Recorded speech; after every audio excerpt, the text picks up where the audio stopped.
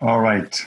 Thank you very much, Louise and Niklas, for your presentations. They are recorded, but nevertheless, thank you very much. That's a task in itself.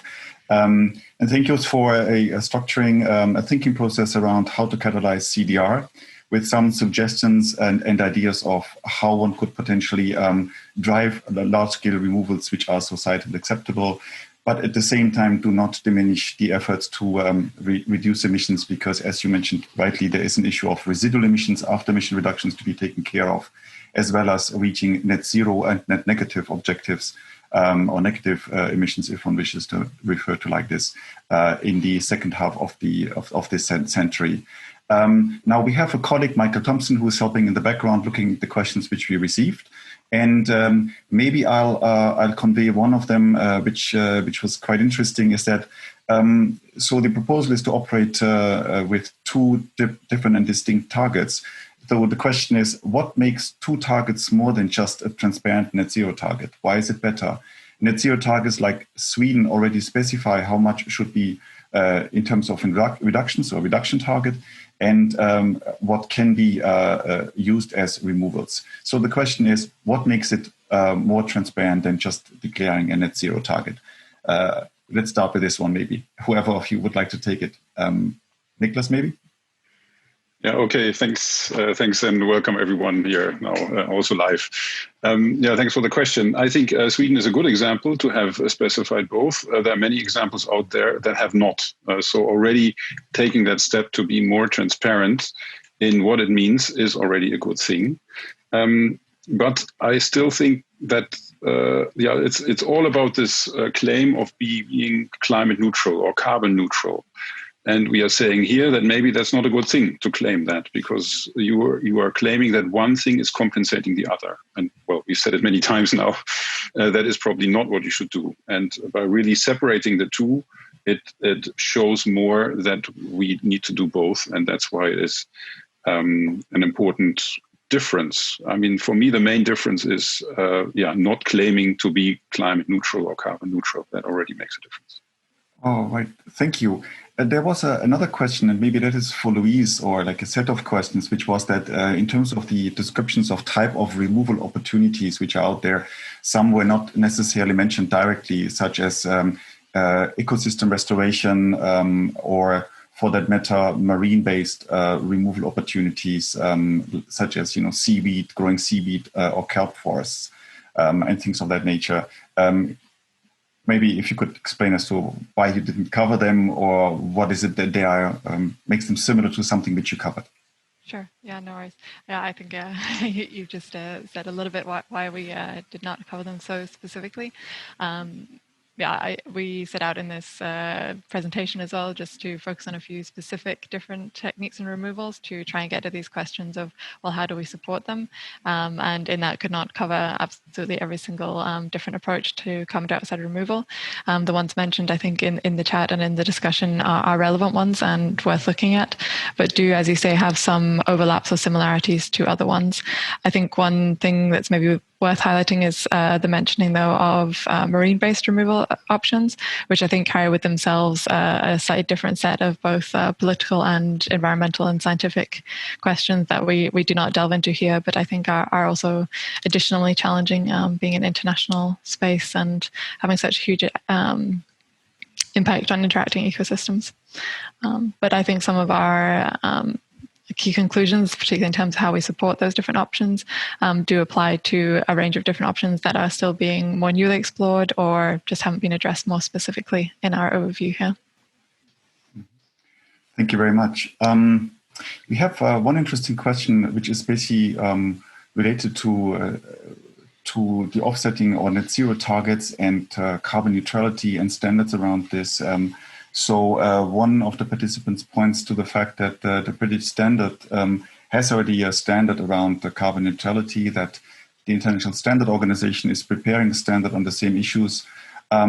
So it appears that even companies, the market, are clearing net zero target rather than necessarily separate avenues. Any views or comments around that? Who volunteers? Niklas, I volunteer you. Yeah, thank you. I'll go for it. No, you're right. Currently, I mean, you can see many activities of companies or products claiming carbon neutrality. You have the countries setting net zero or climate neutrality targets. So this is happening right now. And what we are proposing here is a little bit against that general stream. I think 10 years ago, when we didn't have the Paris Agreement, that all worked. And to try to be climate neutral worked because there were some who did have to do more and some who had to do less. Now with the Paris Agreement, time is so short, we need to reduce emissions drastically. They need to be reduced everywhere. And it's not one or the other, it's both. So this idea of compensating doesn't work anymore. And it's really new. It hasn't.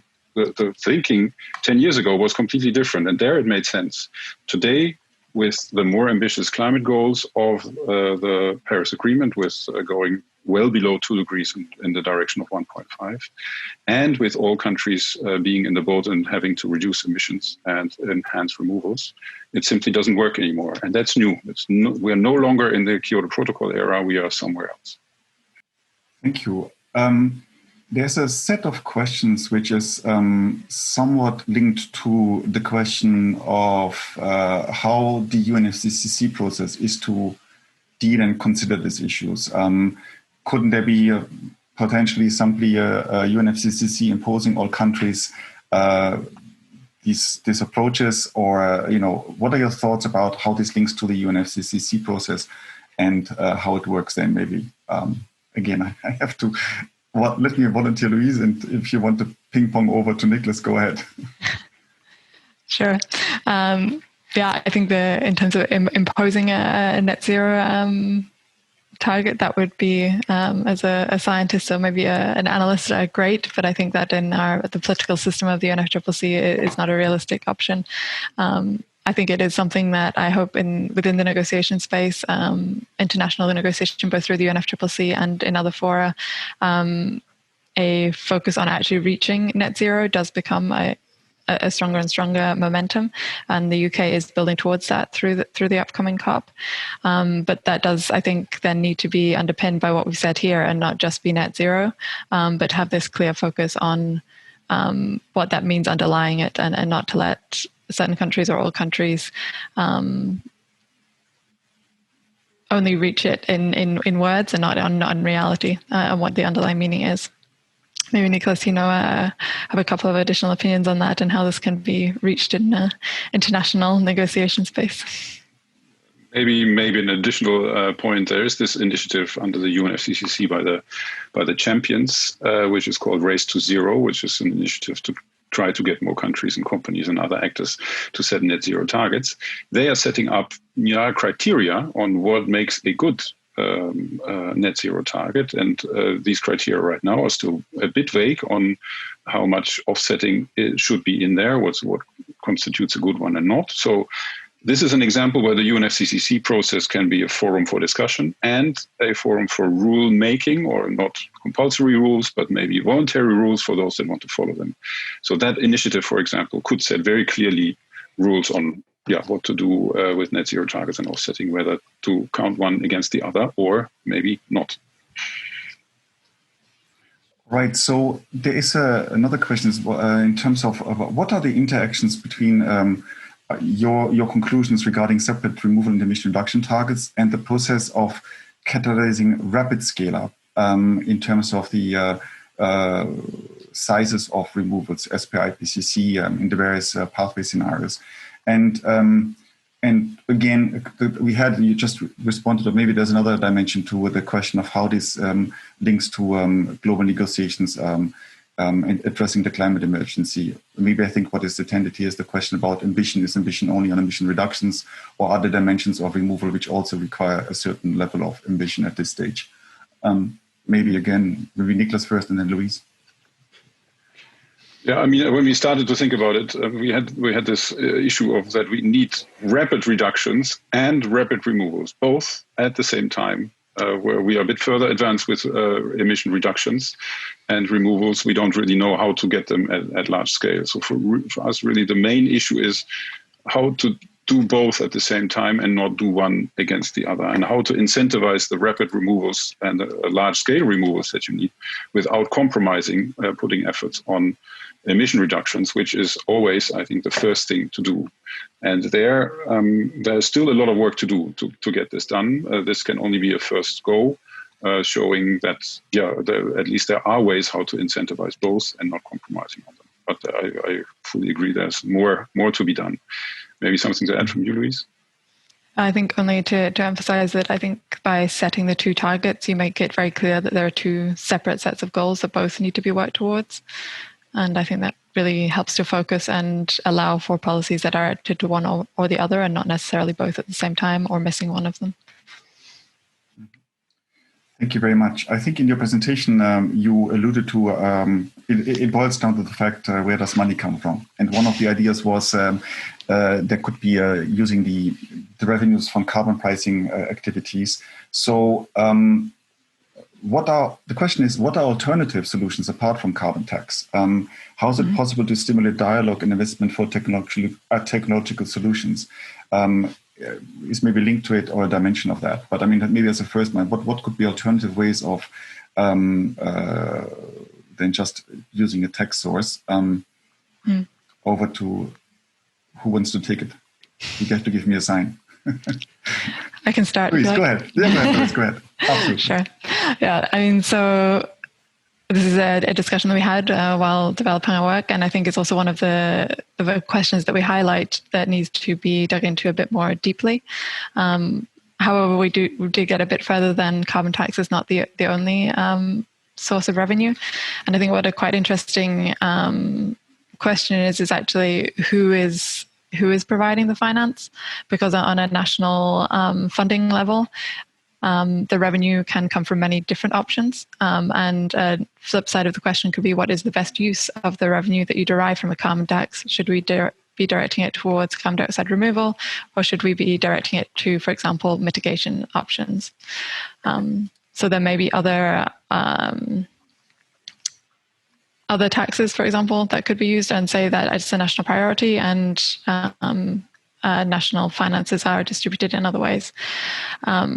I think it's also worth saying that although we do not think that offsetting is a good way to fund carbon dioxide removal, that doesn't, however, necessarily mean that companies should not be contributing and funding carbon dioxide removal directly. I think in his last slide, Niklas highlighted that it is possible for companies not to claim something like carbon neutrality or net zero targets, but still to say, but we are supporting financially or in other means carbon dioxide removal. So that could be another source of revenue. It's also possible, and we did highlight this in one of the slides, to finance is important, but finance is not the only thing that's required to support carbon dioxide removal, and other supporting policies are needed. And I think that's also worth remembering and highlighting, because with finance only, I think we will not get there. But we do need to set up, for example, regulations and standards, or directed funding, for example, for research, would also help to really direct and support scaling up carbon dioxide removal. And some of those in the near term, I think, are even more important. And just maybe quickly to add on it, that the question you raised is super important, because we will always need some support for CO2 removals. Yeah, these technologies have their main purpose, most of them, main purpose is to remove CO2 from the atmosphere, and that comes with a certain cost. There are no other co-benefits. On mitigation, on reducing emissions, it may be the other way around. So now we have supported renewable energy, and all of a sudden, in many circumstances, it's cheaper than the emitting technology, and even without any support, this technology will now be rolled out and is happening. That mechanism will not happen for carbon dioxide removal for many of those technologies that we have on there. And that's why you always will need some sort of financial support. And that, I think, is a very important point, and an issue that we need to solve somehow. Okay, now I have two questions follow up, and they're in two different time parts of our century. The first one is, you're basically talking of imposing a new constraint or a new target on us, so to say, or societies. How does this square with our current recession and getting out of the recession? That's one.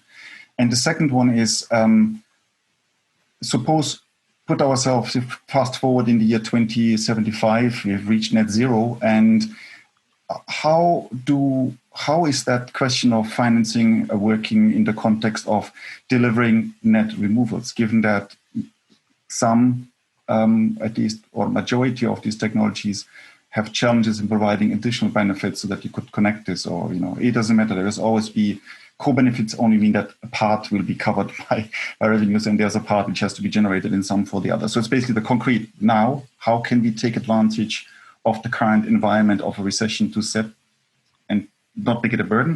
And how do you envisage the 2075 kind of timeline when the world globally is removing more carbon than it actually emits in terms of residual emissions at that point in time, whether they are 0 or 500 gigatons, whatever that emission level is, but you have to go negative. Over to you. You fight it out through talks. Okay, I think this time, Niklas, you start and Louise can follow up. All right, I'll take the first half and maybe you the second half, Louise. Is that fair? Yeah. Yep. Okay, then on the current situation, with COVID-19 pandemic. It's very clear that we're in a very particular space right now. Governments and companies have difficulties with the economic recession. At the same time, we have governments are taking a lot of money at hand to support the economy. And many have said that before, that this is an opportunity, or one can use that money to recover the economy and at the same time prepare for a low carbon future.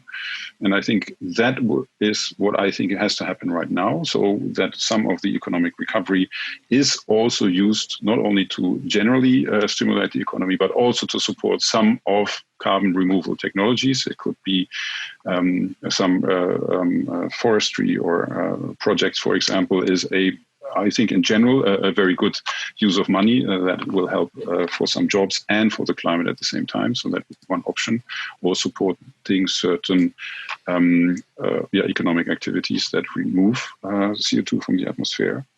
That's for the short term, but I think it would then help us to prepare for the rapid reductions and rapid removals that we need in the long run. Louise, for the second half. Sure. I think the link here is that investment in the near term in reducing emissions in the near term will also help us in the long term. Because carbon dioxide is cumulative in the atmosphere, the quicker we reduce emissions now, the smaller our burden in the long term is going to be in terms of having to remove carbon dioxide. So I think our near-term action also does have a huge impact then on our long-term obligations and needs for carbon dioxide removal. I do think this question is also a really important and pertinent one. It definitely does get more and more challenging when you have to have more removals than you do emissions. And it's almost also worked through a bit in our discussions. I think for me, the crux then is that it has to be more expensive to emit carbon dioxide than it is to remove it. And that is going to depend on how we develop policies and technologies in the next 30 years. And I think this is why it's also then maybe important that we're having these discussions now. The correct policies and the correct actions and the correct pricing today is not going to be the same as it is in 30 years or in 50 years' time when we're transitioning from a focus on mitigation to one that actually really supports primarily carbon dioxide removal and sustained carbon dioxide removal.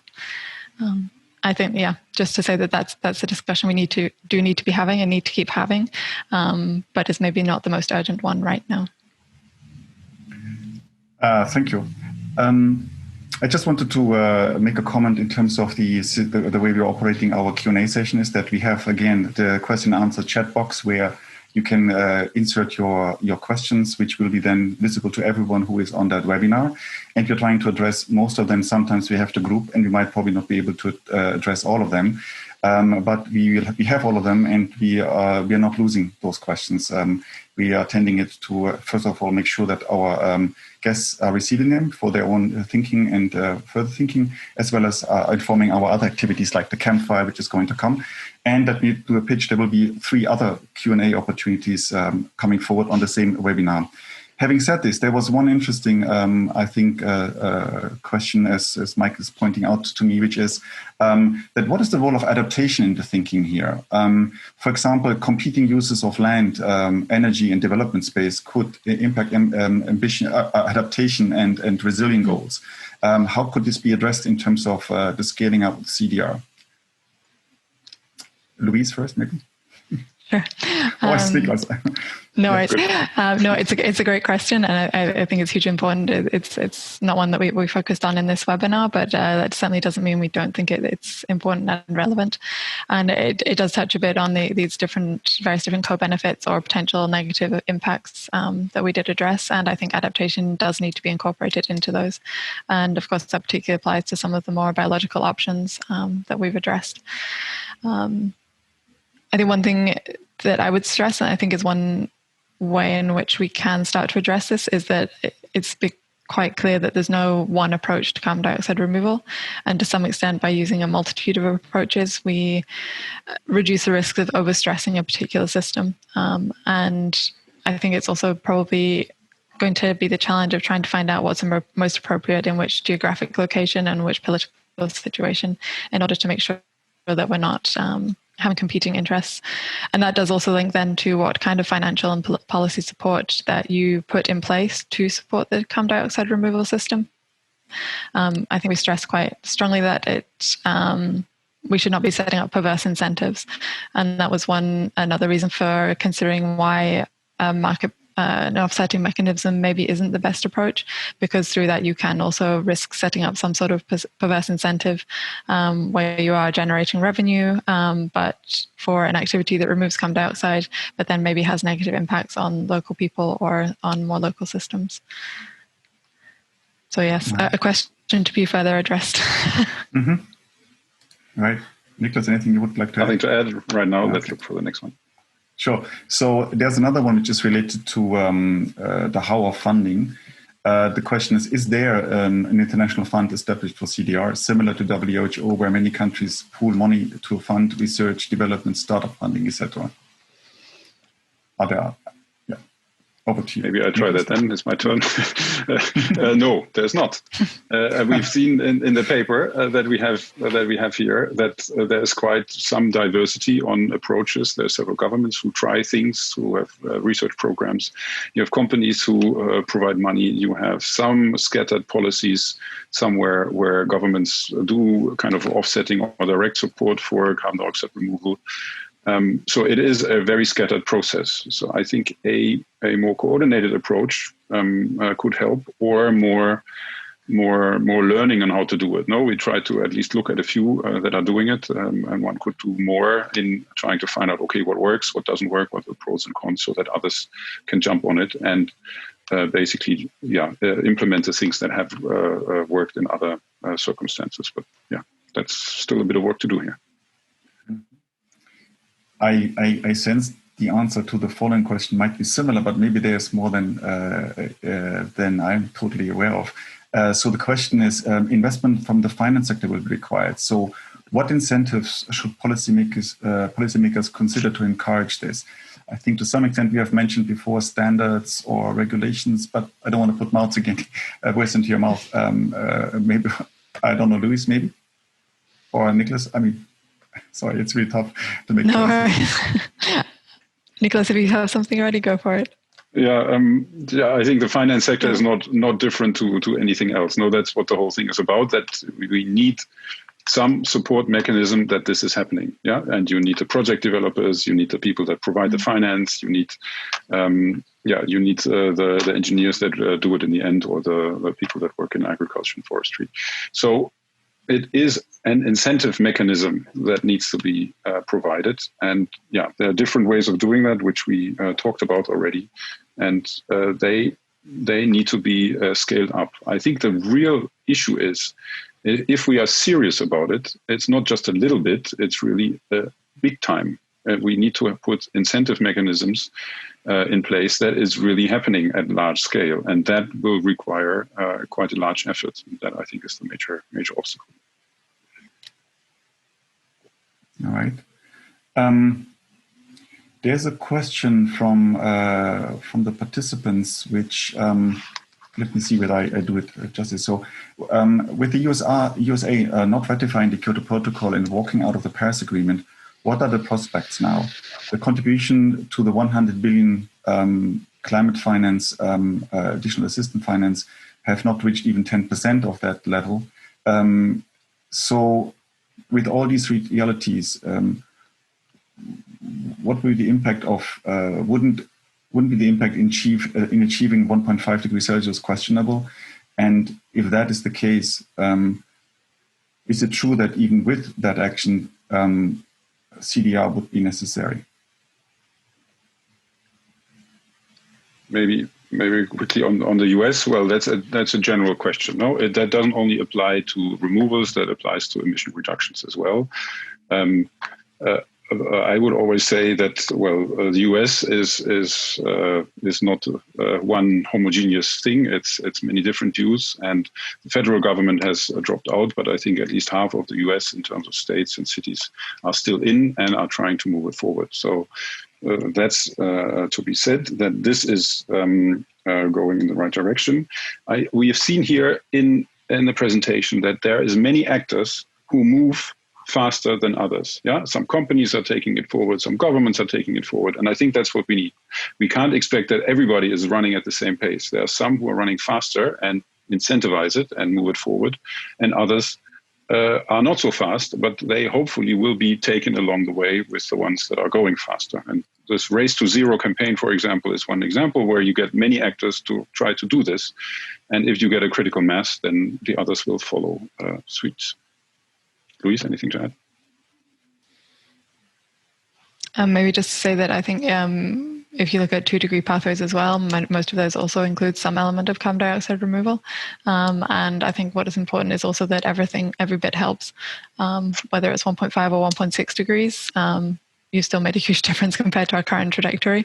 And I think some level of carbon dioxide, if we're serious about mitigation on any level and in any country, then we also need to be somewhat serious about carbon dioxide removal in this long term. Thank you. I think we reached the end of the webinar Q&A session.